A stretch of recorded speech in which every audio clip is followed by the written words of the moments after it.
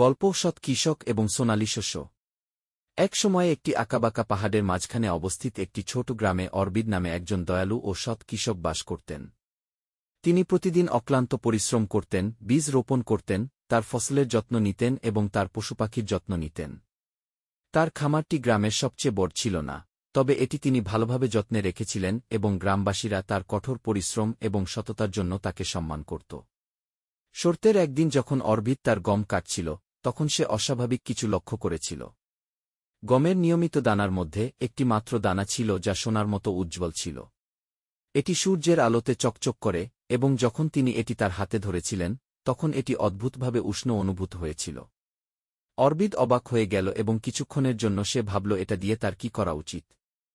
এমন শস্য তিনি কখনো দেখেননি যেটি সাধারণ শস্য থেকে ভিন্ন ছিল, এবং তিনি ভাবলেন অবশ্যই এটি তাকে প্রচুর অর্থ এনে দিতে পারে। তিনি এটাকে বাজারে বিক্রি করার কথা ভেবেছিল, কিন্তু তখন তার বিবেক তাকে বাধা দেয়। অরবিদ জানতেন যে তিনি এই শস্যটি তার নিজের প্রচেষ্টার দ্বারা নয়, ভাগ্যক্রমে পেয়েছিলেন, এবং তিনি অনুভব করেছিলেন যে এটির সঠিক কাজ করা গুরুত্বপূর্ণ।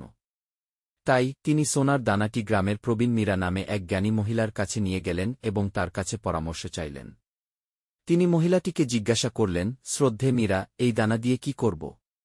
এটি আমার জন্য একটি উপহার, তবে আমি ভাবছি যে আমি এটি রাখব নাকি বিক্রি করব।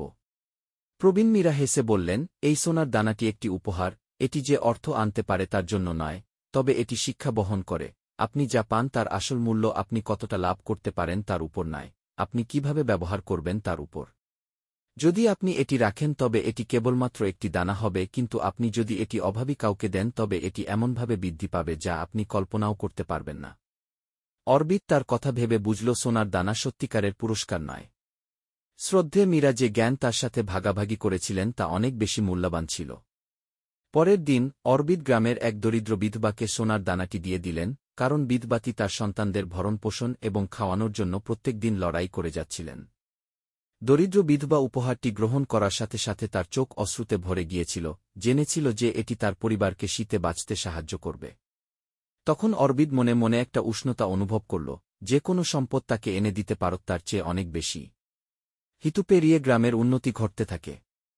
বিধবা সোনার শস্য সহ প্রচুর ফসল ফলাতে সক্ষম হয়েছিল এবং শীঘ্রই সে অন্যদের সাহায্য করতে সক্ষম হয়েছিল।